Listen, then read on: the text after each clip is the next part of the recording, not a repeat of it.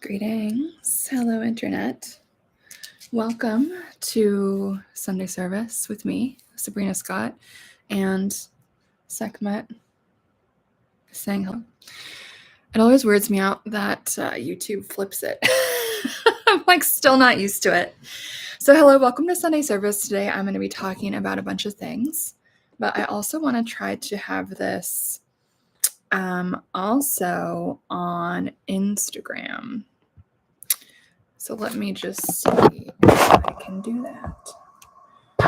And yes, let's just see if this is going to work.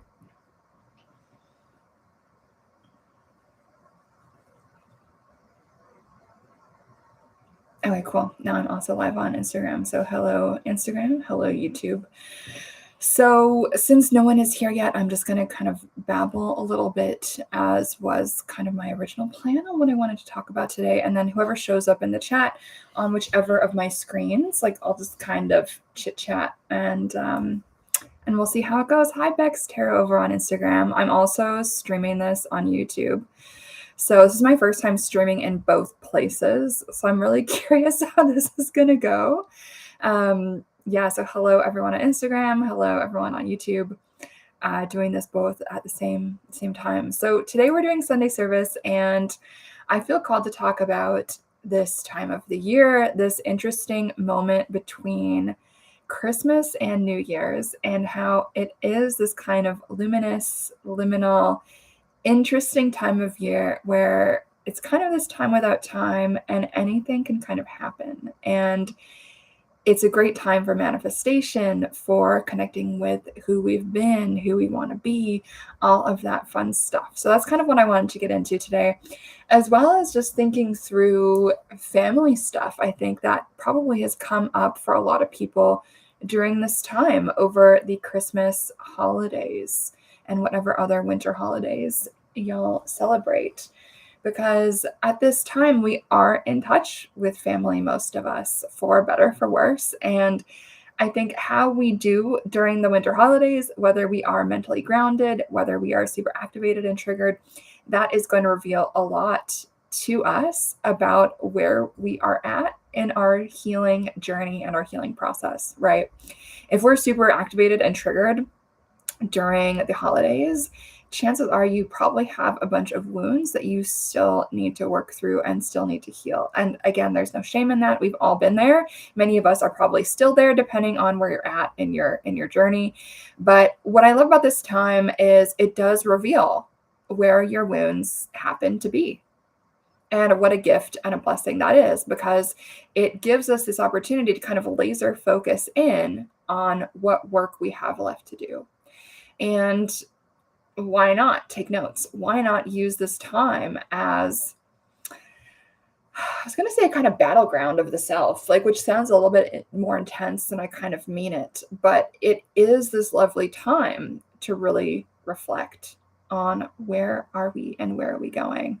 And hello over on Instagram to Ty. Hello. I'm also streaming this on YouTube. So if you see me looking in multiple different places, that's what's happening. I've just got the phone, the phone and the laptop kind of both doing the thing. So if anyone does have any thoughts on this, feel free to chime in. That's kind of what these lives are supposed to be with Sunday service, a little compliment to the podcast where I'm just kind of talking to myself by myself. But up on here, I think it is an interesting opportunity to just chat with you guys and see what you think about all of these fun things. And I recently did 2 podcast episodes kind of on this. One of them was on family dysfunction. And if you heal your family dysfunction, you will have a much better life. And another episode I did recently, which has gotten really popular over on YouTube. I think I only uploaded it a day or 2 ago, and it has more than 700 views, which on YouTube for me is a lot, is on avoiding the avoidant attachment people in early dating. So it seems like a lot of people are very invested in this topic, which I think is really interesting. And hello, Bella over on YouTube. Lilac Stars, so nice to see you. Hello, hello. And yeah, I just think it's such an interesting time to reflect on where are we at with our healing journey? Where are we at with our attachment journey? Are we able to be in good, healthy, chill, emotionally even relationships? Or are we in a space where we're really triggered? whether that's triggered by other people or triggered by certain circumstances, or whether it's people in our family or people out and about, let's say, having a great time. I know back in the early days of my healing journey, I was really, really triggered by people who did have an amazing family life. And I was just like sad for myself whenever I would see those folks. But now, since I'm like good, I can be genuinely joyous for everybody, regardless of my own circumstance, which is a really amazing thing to get to experience. And so during this time, if anyone does feel called to share anything that they've kind of reflected on during this time in regards to family or healing or any of that, like, please feel free to do so. But that being said, I think regardless of where you're at on that journey, it's a beautiful time to connect with ourselves, right? What day is it today? It's like the 28th or 29th. Yeah, it's the 28th today. So we've got a few more days of 2025. And so in this time, whether you're working or not working, I know a lot of people aren't working. Obviously, I'm here working as one does. But I think it's a beautiful time to really reflect on, what the hell did I do this year? Who was I this year? What was I able to accomplish? What was my beingness like this past year? Was I always highly activated? Was I triggered? Or was I able to sit in a space of emotional sobriety, relaxation, calmness, all of that? And how does that compare to how you were previous years? And this is part of why I really love like the end of the year and like New Year's reflections and all of this. Is it is this kind of invitation opportunity to just sit with ourselves and really reflect on, okay, I do this every year. What did I experience this past year? What did I accomplish? Who was I? Is that different from who I was in the past? Hello, Melissa. Nice to see you over on the YouTubes, and hello to Helen over on Instagram. It's like really weird filming both of these at the same time. I like never do this. Bella on YouTube is saying, I've learned that I have to severely limit my time with certain family members. Absolutely. And you know what? There's nothing wrong with that at all. And I think that's a really beautiful realization. And that's a realization I came to like way back when I was your age. Actually, I was kind of on a similar journey at that time. And it was only having that space and distance that allowed me to kind of rewire my brain to react differently. And so now I'm able to kind of be more in contact, let's say, and not react or not get as activated as I used to when I was in my early 20s. And it's really interesting. Obviously, everyone else has kind of changed a little bit. I've changed a little bit. But I do think sometimes we do need that distance, you know? Excuse me, my nose is like running a little bit. Allergies. Having that distance, even if it feels uncomfortable or like an extreme boundary, that distance can get you closer to you. It can bring you back to yourself, and it can help you have the time and space to create that anchor in you, rather than, and I see this with a lot of dysfunctional families, rather than kind of always be like swept up in the tornado of what everyone else's dysfunction is and like the norms of that dysfunction. Because often what happens in dysfunctional families is like the systems and the ways and the roles are so solidified and calcified that if you question the typical dance that everyone is doing, then people kind of position you as the like crazy one, even if you're not, like, even if you're the only one that is really noticing the dysfunction and calling it out and being like, you know what, we can do things differently than this, you guys. And then you get demonized. And so sometimes the only real thing to be able to do is to take that step back. And Ty over on Instagram is saying working on oneself sometimes the best idea. Absolutely. Because like wherever we go, there we are, right? And wherever we are, we're going to create ripples. Just like everyone else is creating ripples. Everyone else in our family is creating their own ripples, right? And so if we're able to work on ourselves and sometimes remove ourselves from the system, from that network of relationships, that web of relationships, it can give us time and space to kind of recalibrate and actually anchor in to a different way of relating, a different way of being that we can practice with other people.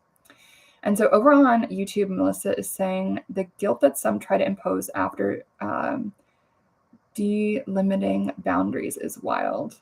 I don't really know what delimiting boundaries means, but I'm assuming just like enacting boundaries or stating boundaries.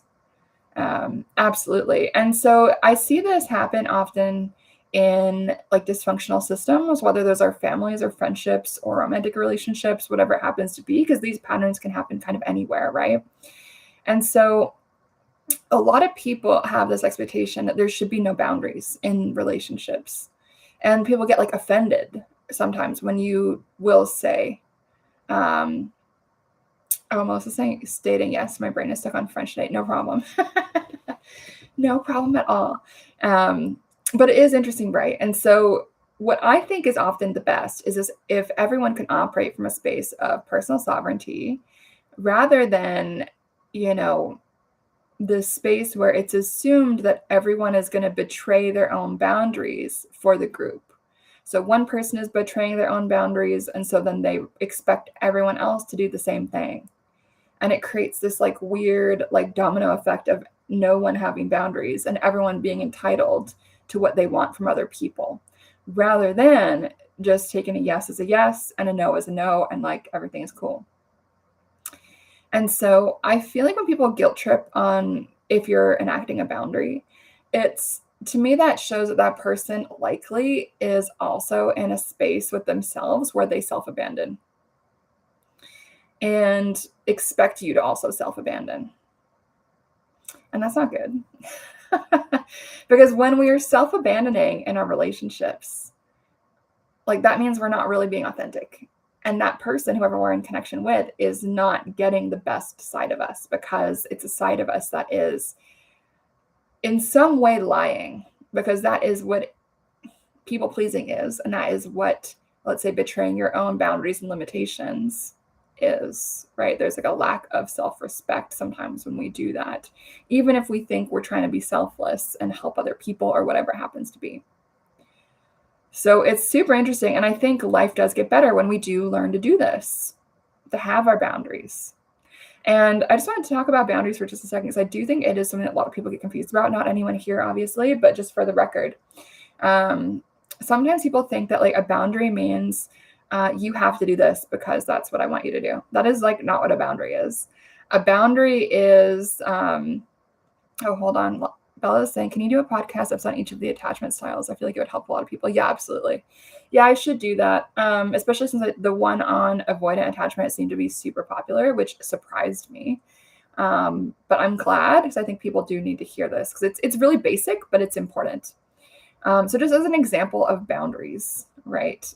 This is kind of maybe a random example, but it's just one that pops to mind. So like one of my boundaries is if I'm going to date someone seriously, they can't be like following like boob accounts on Instagram, and like they can't be like looking at porn, let's say. Like that for me is like a boundary. And so my boundary means I'm going to break up with that person, or I'm just not going to see them again. Like I'm not trying to control their behavior. They can go do that, but it just means that the consequence is like I'm going to be peacing out. You know what I mean? So that is a boundary. The boundary is not like you have to do this or else.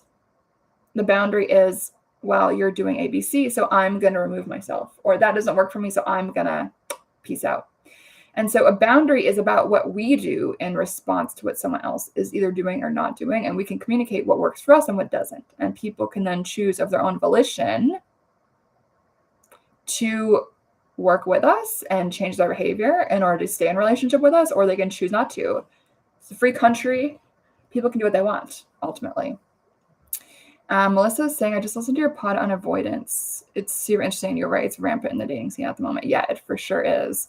Like, I do think that most single people are avoidant attachment, which is why a lot of relationships aren't working. Because it's kind of impossible to be in a relationship with someone who's avoidant, because they're going to run when it gets too close, or when they start to feel that the emotional intimacy is at a stage where they're like threatened by it.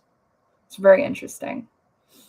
And yeah, it's super, super interesting. And I don't remember if I mentioned this in the podcast, but this past year, this is really interesting. Please don't get offended, you guys. This past year, I've been dating as one does, and there was 2 people that I dated for a short period of time, one for 2 months, one for 1 month.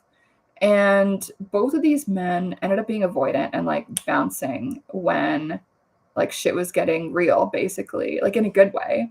But what was interesting is both of these men had like special needs, shall we say, like very disabled siblings. And so for me, that was just such an interesting pattern to note. And I don't think this is the case in all families where that is the situation. Obviously not. But I think a lot of families like don't know how to balance it out when there are differently abled children, let's say. And so those men, I think, learned that they were not allowed to have needs, that closeness is scary and enmeshing, and all of these other things. And I think both these men ended up as avoidant men, which is fascinating. And so I do find these patterns interesting, and, you know, it teaches me a lot about people and human dynamics. And so I'm very grateful for all these experiences I've had dating. It's like fascinating.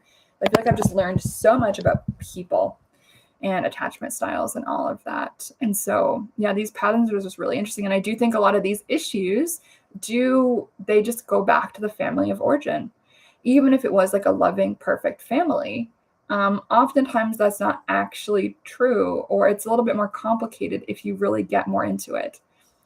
Let's see. Melissa is saying the contrast before and after the avoidance starts is always so shocking to me. Absolutely. Yeah, I was talking with a friend of mine about this, the same friend who who I joked in the episode thinks that avoidant attachment people should have like dog tags on their ears so that everyone can know who they are and like avoid them, which I think is hilarious. No shade to my avoidant people, because I'm sure there's going to be some people listening to this who are avoidantly attached and who feel attacked. And like, I'm sorry for that, but y'all need to heal your shit. But no, you're totally right, Melissa. Like, it really is this drastic switch from feeling like you've met your soulmate or just something really amazing, and then it's like the rug just gets pulled out from under you, and you're like, what the fuck happened? Like my friend I'm talking about, she was like, yeah, I thought I met my soulmate when I was with this person. And obviously that didn't work out. She's now happily married to someone else who obviously is like a way better fit for her, which is so amazing. But I do think this kind of like up and down roller coaster until someone finally leaves, like, is a really, really common thing for these avoidantly attached people. It's fascinating. And then it's interesting too, because secure attachment people tend to be a little bit more a slow burn when it comes to dating, though not always. So if you don't have secure attachment, it can feel boring to date a securely attached person in the early days. Like, it's very, very fascinating.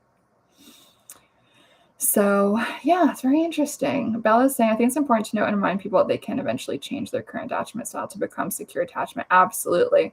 So I think that's super important, Bella. I agree with you. Like, I actually used to have disorganized attachment, which is the worst kind. It's even worse than the avoidance.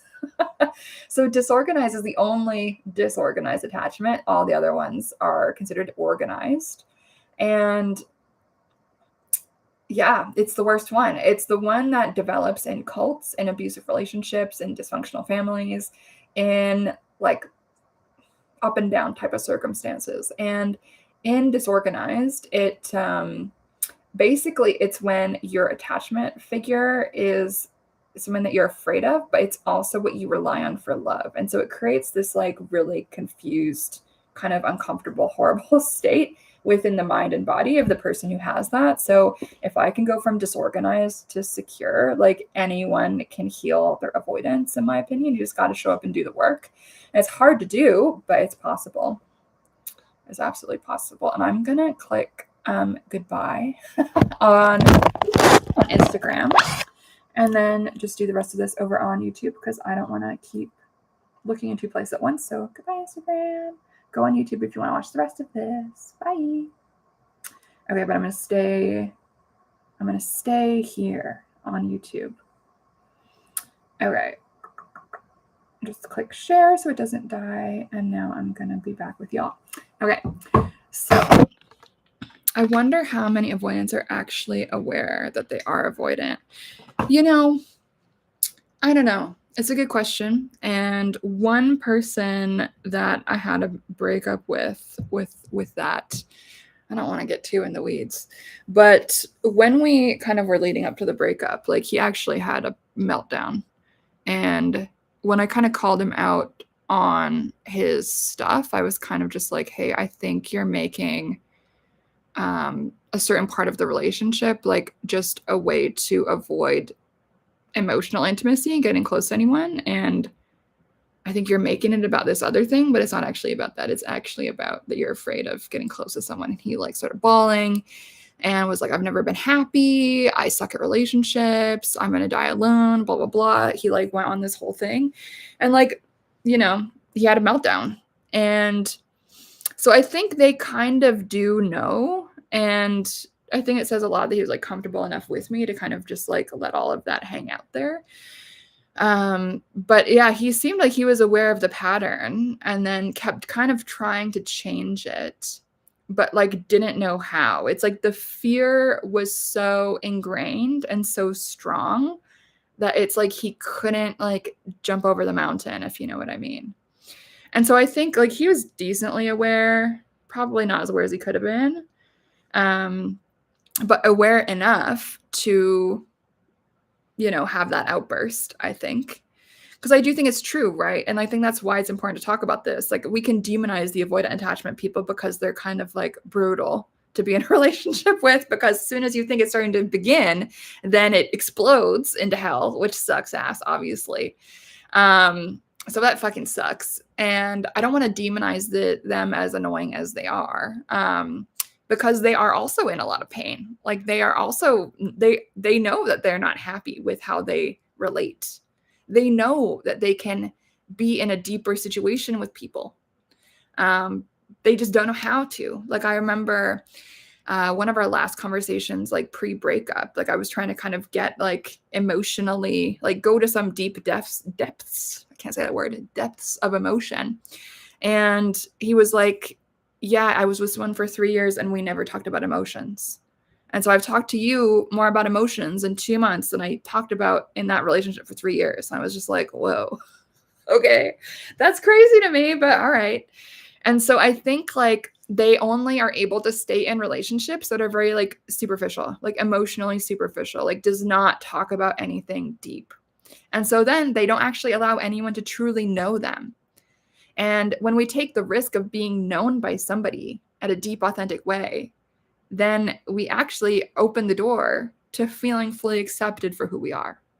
And if we never share who we are because we're feeling shame or embarrassment or fear or whatever, then we are only living a half-lived life, in my opinion. I'm just seeing what Melissa's saying in the chat. Melissa says, the breakup meltdown, oh boy, yeah, I've been there. Watching a grown man having a tantrum is the cringiest thing I've ever witnessed.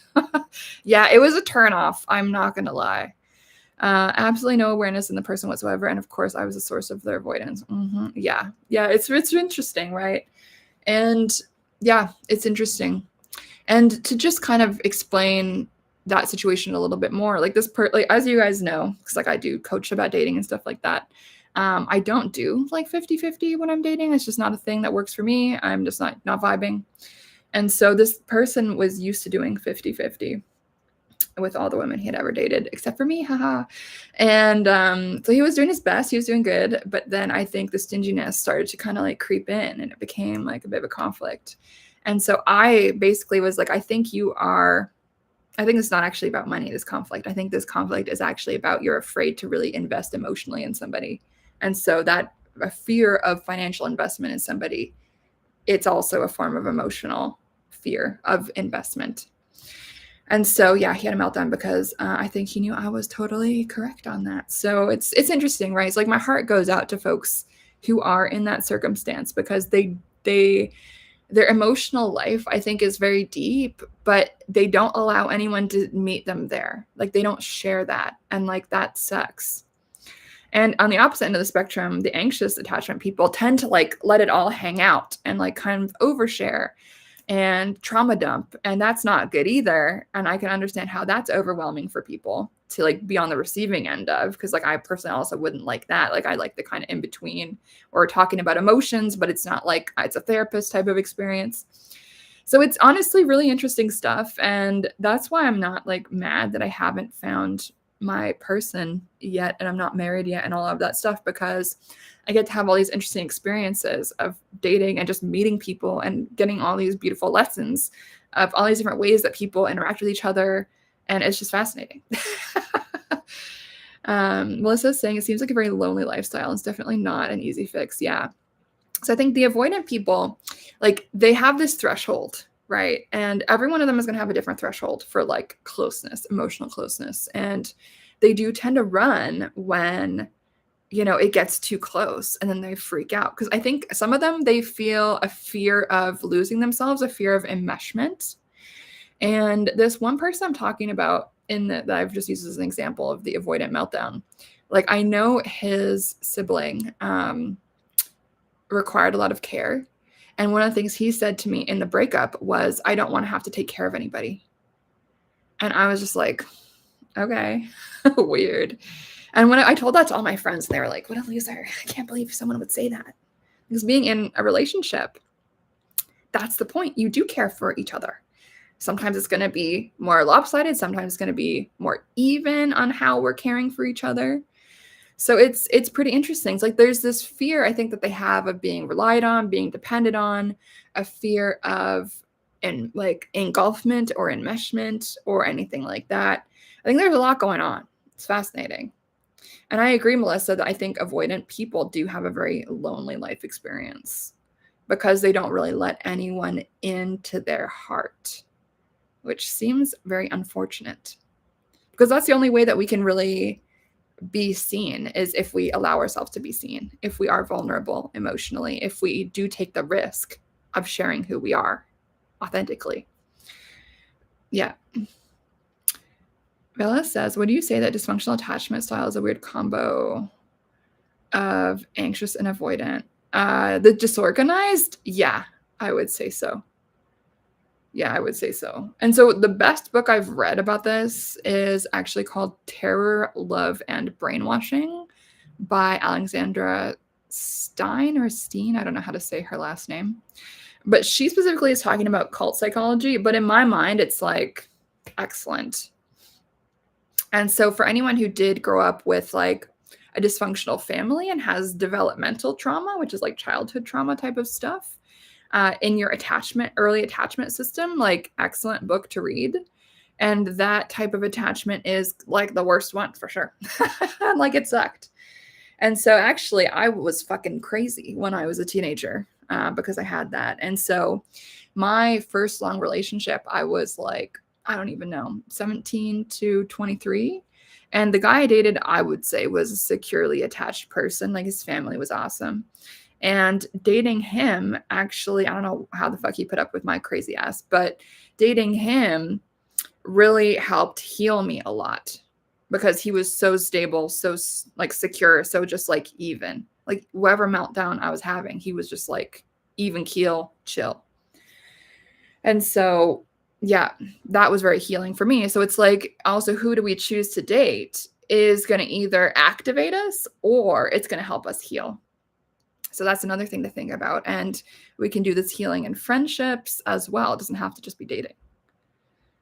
Melissa says, me immediately writing that title down, such a fascinating subject. Yeah, it's an interesting book, honestly. Like, super interesting. Not very well known in the trauma space, interestingly. I feel like it should be more well known than it is. But it's interesting. I found it during my PhD research on cults and like cult psychology, because I think it's very similar to like dysfunctional family psychology. So definitely an interesting one. It's like, yeah, the patterns of like love and fear, like that kind of like flip-flop, it creates confusion in the brain of like, what is going on?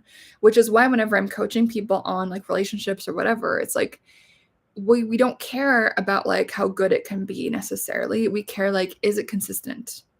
Is it predictable? Like, is it pretty much the same the whole way through?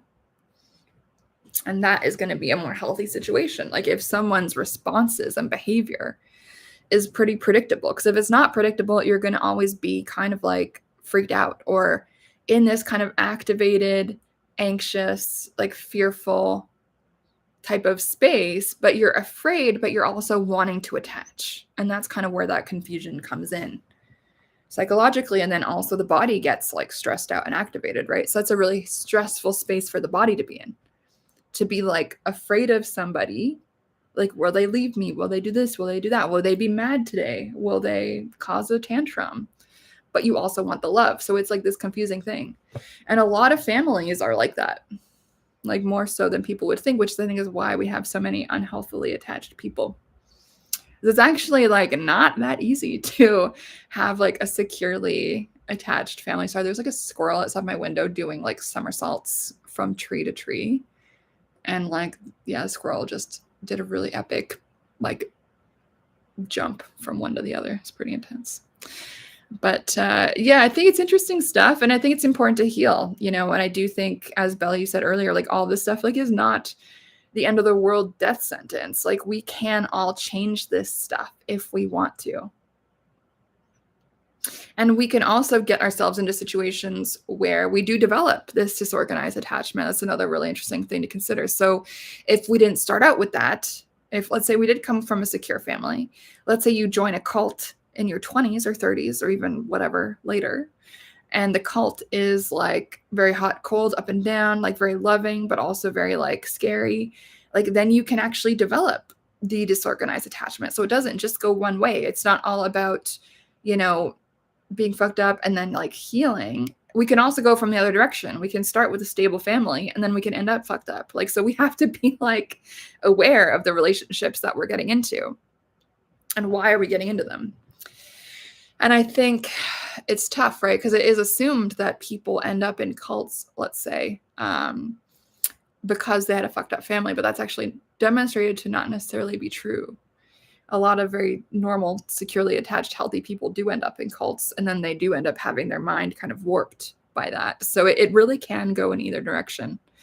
And it's not like once you're secure, you're always secure. It's like you kind of have to stay on top of it to make sure you don't get sucked up into like a kind of dysfunctional situation where your attachment kind of gets thrown off. So that's something that's really important to keep in mind. So as someone who now has secure, stable attachment, yay me, now one of the things when I'm dating, I'm always kind of constantly vigilant for is how am I feeling when I'm with this person and also when I'm not with this person. So with that person, I used as an example before, that I dated for like 2 months. So when I was with him, like everything felt amazing, like top of the world, amazing, 10 out of 10. But when we weren't together, I noticed that I started to feel a lot of anxiety because he like wasn't as present as I would have hoped. Maybe he didn't reply to this or that, or didn't text me or whatever. And that was like activating for me, not because my needs were too high, but because there was an incongruousness. It was like a very like up and down type of thing, but like not extreme up and down. It was like really warm in person and then like detached when we're apart, and then more warm in person and then detached when they're apart. For me, that's not actually what I want. I want something that is like even connected the entire time, whether we're together or not, right?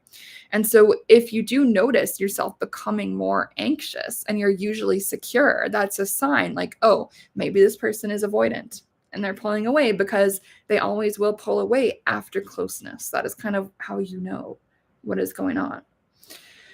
Because I think a securely attached person would be like, if they were going to pull away, would just say, hey, I'm having a really busy few days at work. You might not hear from me that much the next week or so, but don't worry, everything is cool. I'm just swamped. Like that would be a kind of preemptive, secure thing to say, rather than just disappearing without much of a word. That would be more of an avoidant thing. So it's interesting. So let's see. Bella say, I'm definitely going to give it a read. I'm constantly going through turbulent relationships. I'm going to break the pattern. You just need to learn how. So Bella, I'm so curious if you're comfortable to share, like what would you think that your relationship style probably is? And what pattern do you notice in the people that you tend to be in relationships with? Like, do you feel like they're kind of like always like in your face, or are they kind of more avoidant, or is it kind of more topsy-turvy? Like what patterns do you notice? Because it's absolutely possible to break the pattern. Like whatever your pattern is, like it's possible to switch it up. It's not always easy to do because it requires that we do things differently and make different choices, which can feel like crazy making. But the first time that we do something new is always the hardest. Mel says you're dysfunctional or disorganized. That makes sense. And so What type of people do you find yourself with? Do you think the people that you're with are also in that kind of dysfunctional, disorganized pattern? Because that's definitely a common pattern. Because it's familiar, right? And so often in love, if we're not aware of it, your partners tend to be anxious. That's interesting. And so do they tend to like flood you and like get all up in your face and be kind of clingy? Or how does their anxiousness manifest itself? Do you notice?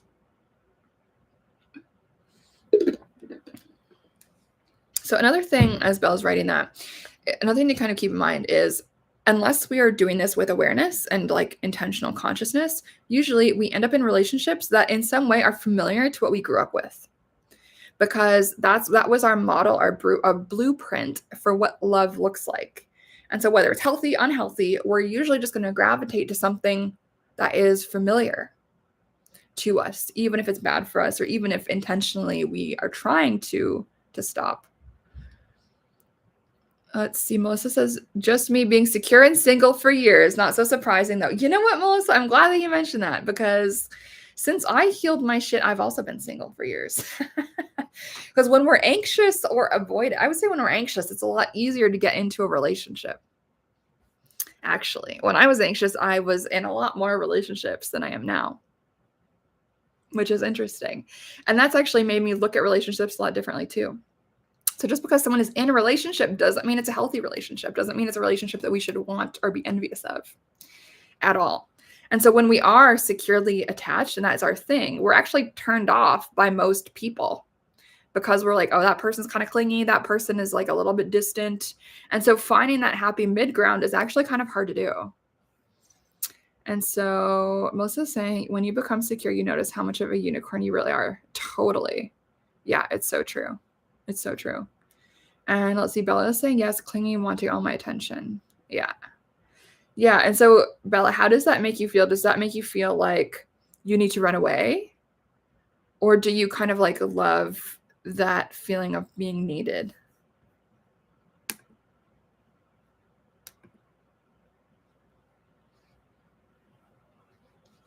So I think people can react to it a bit different ways. Stig, yeah, I deleted your comment because you put a weird emoji. So thank you for the better emoji. I appreciate the heart emoji. Bella says it makes me feel both. That's so interesting. And yeah, that feeling of both to me is such a sign that you are in that kind of disorganized space, like where you're kind of like fluctuating back and forth. Yeah, that totally makes sense. Yeah, super, super interesting stuff. And yeah, so Bella, then my question for you would be like, in your family system, were people always kind of like trying to flood you or overwhelm you with their attention towards you? Maybe, maybe not. Everyone's situation is a little bit different, especially with dysfunction. But it is possible to heal this stuff. It's like not easy, and it doesn't have like Rome was not built in a day with this. Like it took me like a while, but I did it. So it's 100% possible. And being in a space of awareness is, I would say, like the first step and the most important step with all of this. You know, just to be able to be like, okay, is this type of relationship that I want? And I think the most important thing too is to also have that audit of your own behavior to be like, okay, how am I acting also in a dysfunctional way? Because obviously part of it tends to be on the person that we're with. Absolutely. But then there's a part of us too that sometimes we need to be like, hold on, why am I doing this? Or like, why am I so attracted to this type of person? What do I need to do differently? I know for myself, when I was in my early 20s, after that kind of stable relationship ended, I was choosing a lot of people who were a little bit distant, probably a bit avoidant actually, and who were not capable of giving me what I needed. And so it kind of increased this anxiety in me. And I was always like hounding people, which obviously should not be done. And so I think what I was trying to do was to get this love that was never going to come. And I was barking up the wrong tree, so to speak. And so now what a stable, secure person will do is they will not bark up the wrong tree. They'll just be like, oh, that tree does not have the fruit that I need. I'm going to go to a different tree. And so I think part of all this attachment stuff is like learning which tree is the right tree for us, so to speak. And when we are secure, it's a lot easier to be like, I don't really need that tree. It's fine. I'm going to go over here to the other tree. Or I'm just like, I'm fine with no trees for a little while until I find the right tree. Bella's saying it was often all or nothing in my family dynamics. It was either very avoidant and stay away from me, and then later in the day, they would be sorrowful, wanting to become close again. Yeah. So Bella, that totally sounds to me like this kind of dysfunctional, like disorganized attachment for sure. Very volatile, very up and down, unpredictable, changing like pretty constantly, like for no real discernible reason, often unpredictable. And so then you're always kind of on the back foot where you have to be like, what is going on? So like that creates this kind of hyperactivity and hypervigilance in yourself, because then you have to be this like master decoder of like everyone's micro emotions so that you can try to create some stability and predictability in your own mind and body. So you're always like trying to decipher what's all going on with people, which is exhausting. And that also means that then you're a little bit less connected with what's going on with you because you're trying to figure out everyone else, which is not the best, right? And so it's always, I think, really good to be able to ground and root in the self, to be like, okay, hold on. What do I feel right now? Who cares what everyone else is feeling? We'll deal with that later. That's a them problem. Like, what am I feeling right now? And why am I feeling that way? What did whoever say or do to cause this reaction in me? And does this feel good? Does this feel bad? How do I need to deal with this? And so with all of this, like it is so hard to heal that dysfunction, like when you're still in the family dynamic, in my opinion. Like I honestly think I was really only able to heal it because I had spent so many years like completely no contact. I don't think no contact is necessarily the best choice for everybody, but I do know that it was the right choice for me, even though I am in contact again now. But I think I can only be in contact again now and not be triggered because I did so many years of no contact and just healing, so that whenever I'm in the dynamic again, I can kind of see it from a bird's eye view of like, okay, everyone's just doing the dance, like always, and I can just observe it.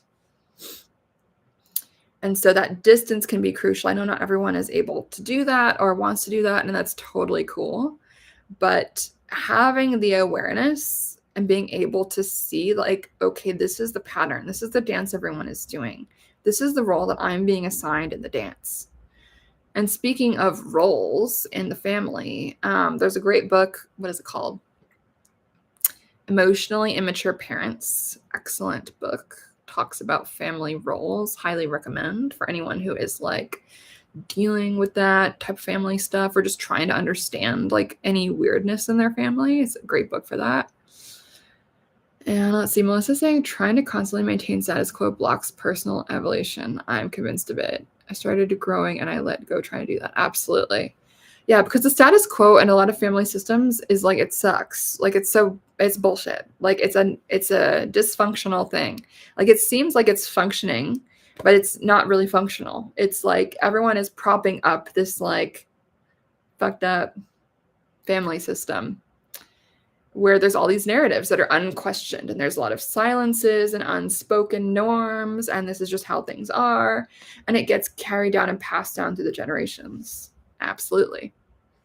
And it's not really good for anybody's growth, to be honest. Like anybody who stays in the system tends to be like repeating the dynamic often, not always, but I would say like 90% of the time from what I've observed. It's pretty interesting stuff. Yeah, and so sometimes that space, if we're going to relate to tarot for a second, like being in the hermit card and like taking that time and space away from the group system can help us get the distance to really see things from a different perspective. Be like, oh, so-and-so always does this, and I was always doing that. And okay, what other choices are possible here? And that can be a really difficult thing to kind of ask ourselves and sit with and ask other people to do, because often when we do try to like shake up the system, people are very resistant to it, and then people get like excommunicated or ousted from the family system, which is like not ideal, but sometimes unavoidable when you are like the truth teller or the one who notices. So it's not easy being the one who notices the dysfunction and is like stating the fact of what is occurring. That person often does get demonized in the family and can feel the most crazy even though usually they're the most sane actually in the family, to be noticing all the things. So yeah, it's an interesting thing. Yeah, and the personal growth thing is so important. That's why I keep talking about this, even though I'm sure some of y'all are like bored of me babbling about this personal growth, shit for so long. But I think like part of why I'm talking about this is like I do see just so much unhealedness in the world, and even witchy land and spiritual land, a lot of people have not healed their things, and it's very obvious based on how they're interacting with others, and also what type of things they do magic for. It's interesting. Because ideally, this should all be work on ourselves. And it's the only thing we really have control over at the end of the day. Which is why I'm a big advocate of stepping away from something that is not working, whatever that happens to be, whether that's permanently or temporarily. We should not be afraid of taking space.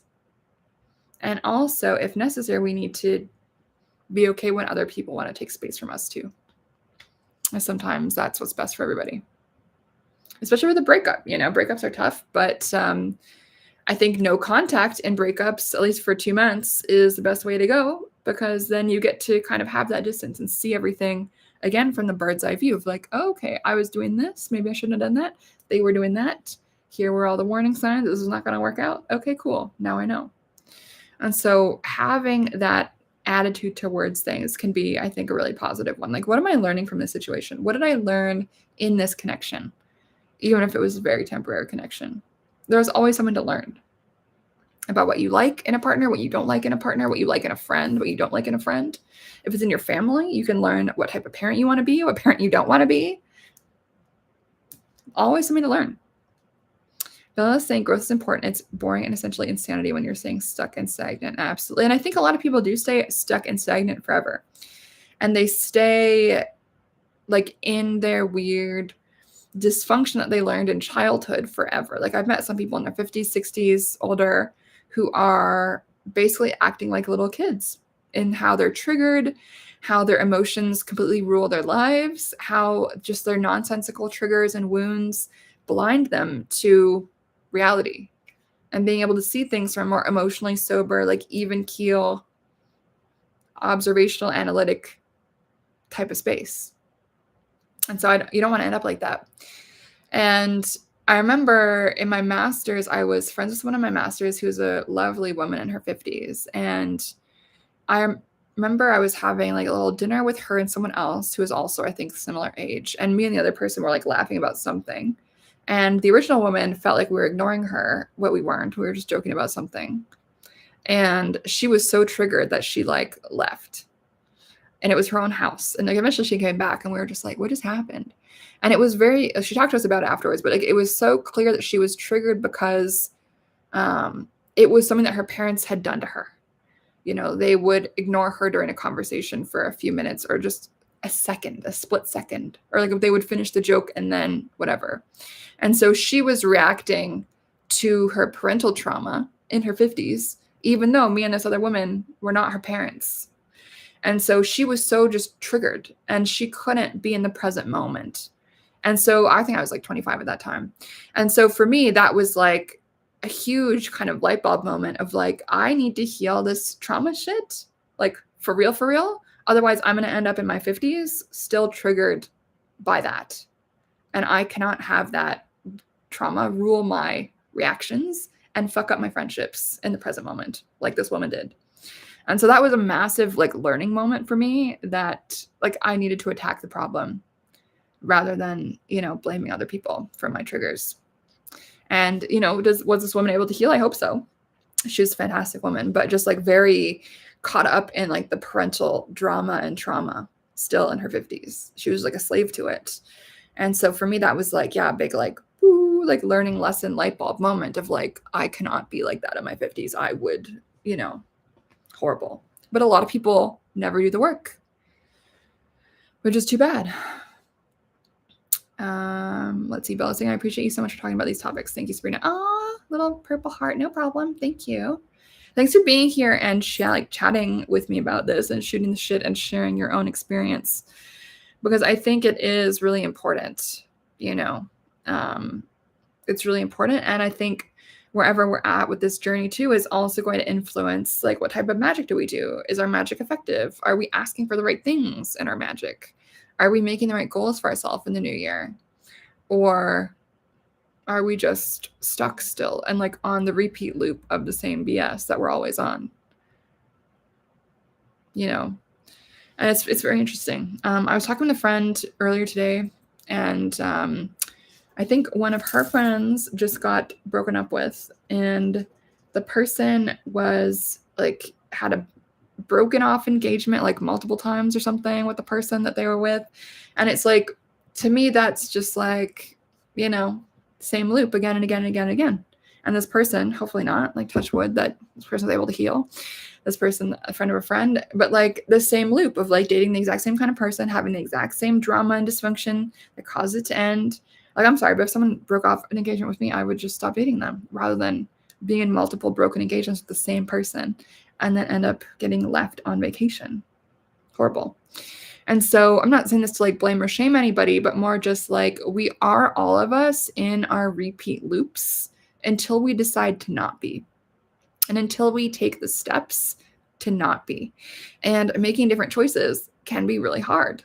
It can be. And I think for a lot of people who are dealing with their attachment wounds, people can get really addicted to excitement, to volatility, and will confuse volatility and extreme ups and downs they will confuse that with love. But actually, like, love is kind of a lot more boring than that, and is just kind of more consistent and more predictable. And that is actually what kind of emotional safety feels like.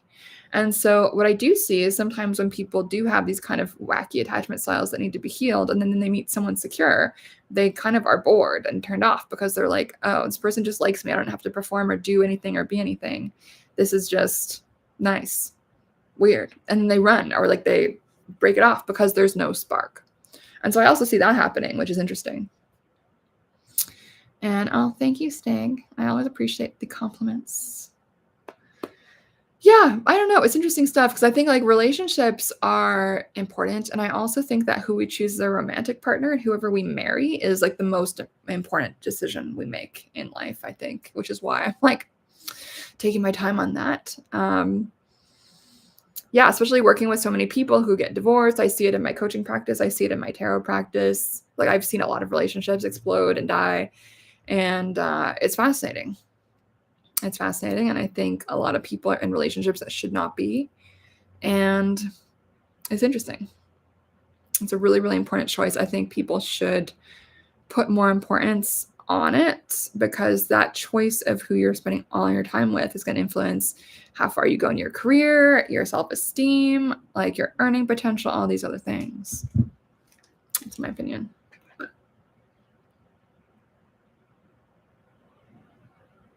Does anyone else have any thoughts on this? There's 3 of y'all popping off in the chat. I know there's at least one other person watching live. So feel free to share your thoughts on this. But I do feel like this is like a year of breakups. It's a 9-year, 2025, reduces to a 9 years, a snake year. So it's a year of shedding, getting rid of things, and making room for the new in the year of the horse, which is a 1 year. So new beginnings, fresh starts. So I think a lot of nice vibes are going to be coming to us next year. I know everyone pretty much says that every single year, but I kind of knew this year would be a rough one for me because I am a snake in the Chinese zodiac. And apparently if it is your year, it sucks for you, which pretty much is more or less true, even though I had a lot of good points this year too. I had a lot of bad points as well. So I'm excited to be out of the snake year. So yeah, I don't know. We'll see how it goes. But I highly do recommend as well, New Year's Eve, spending time meditating and doing spiritual stuff like journaling, pulling tarot cards, writing down your goals for the new year, what you want to manifest, what you want to create, maybe even doing some magic and spell work on New Year's Eve rather than partying and getting wasted. Highly would recommend. Because I really don't believe in partying and getting wasted on New Year's Eve. It's like such a bad energy to start the year, I think. You know, like you can do that anytime. but the magic of that transition from one year to the next, I think there's something really beautiful and symbolic about that we can work with and take advantage of. So personally, the first thing I always want to say outside of my mouth, like speak into the world as the clock strikes midnight, is all of my intentions for the new year. As I think the first words that we say in the new year holds a lot of weight. And so I'm actually going to have to look. I haven't looked yet on my intentions for the 2025, but I'm really curious to look at my notes and my journaling and those intentions to be like, all right, how much of this did come to pass? How much of it didn't? What of my goals did I accomplish and what did I not accomplish? It's always super interesting. So I think this is a great time to really do that type of manifestation work and name and claim your goals and visions and dreams for the new year. And I know people put the new year in different times. Like obviously there's January 1st. There's going to be the lunar new year, which is like end of January, early February. There's going to be spring equinox, and people mark it there. But like whichever you choose, like honestly, I think March is too late to start the year. Like I think it really starts now as we are planning for the rest of the year. Super exciting. So yeah, but relationships, I think it does make good sense to also include like our relationship style, our dating style, our love style into our healing journey and our goals and dreams and visions for the new year.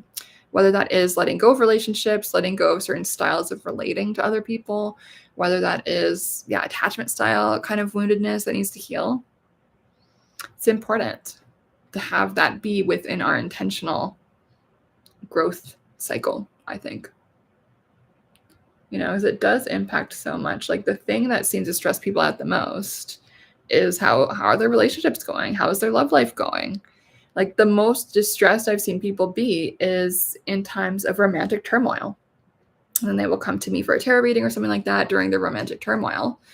And it is just the most important thing for, I think, most people. It hits us at our core self, because that is the person that sees us the closest. And we've got the most emotional intimacy with usually. And of course the physical aspect as well. But there is this like deep being seen perhaps, and also the deep rejection, because this person maybe knows us better than anyone right now, and they're rejecting us. Like sad, like that's going to be activating for a lot of people, even who are stable and chill. So it's an interesting thing, but important stuff to work on. And so tarot reading is really helpful for that. And I've been doing a lot of coaching with folks on relationships too, which I really love doing. And my new coaching page on my website is finally up as of like 2 a.m. today. So yeah, it's been good. Bella's going to sign off. Awesome. Thanks so much for being here, Bella. Happy New Year. I'll talk to you soon. And yeah, I'm probably going to log off sometime soon because I'm kind of hungry. It's lunchtime here in Toronto.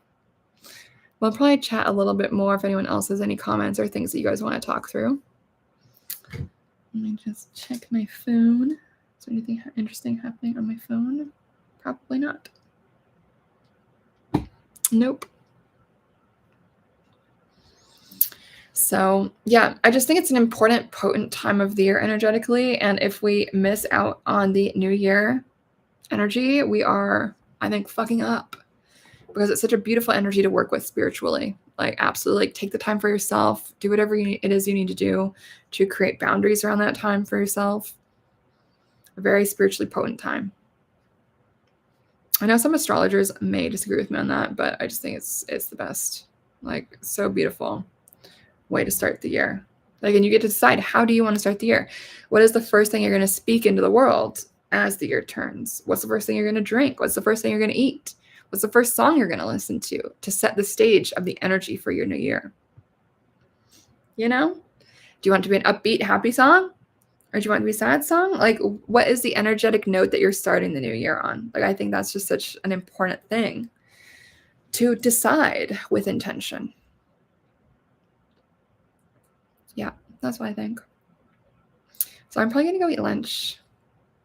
I'm hungry. But do check out my new coaching page on my website. It's under the Work With Me section. You can also just go to sabrinascott.com/coaching.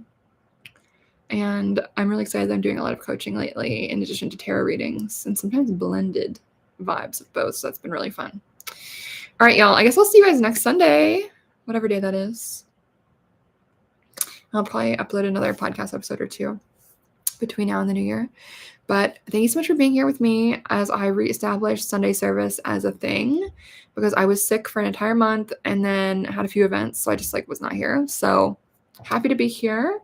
Happy that all of y'all are here. And the chat has been super, super fun. And the chat is part of what makes the Sunday service vibe really fun and interesting.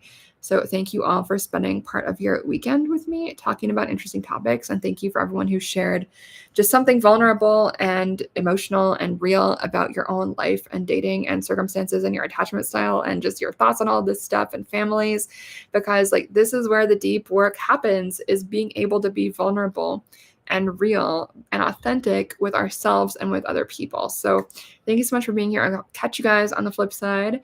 Obviously, see me over on Instagram, Sabrina M. Scott over there. Check out my website, Sabrina M. Scott. Coaching, tarot, whatever it is you would like to do, hit me up. And also, my books. There they are.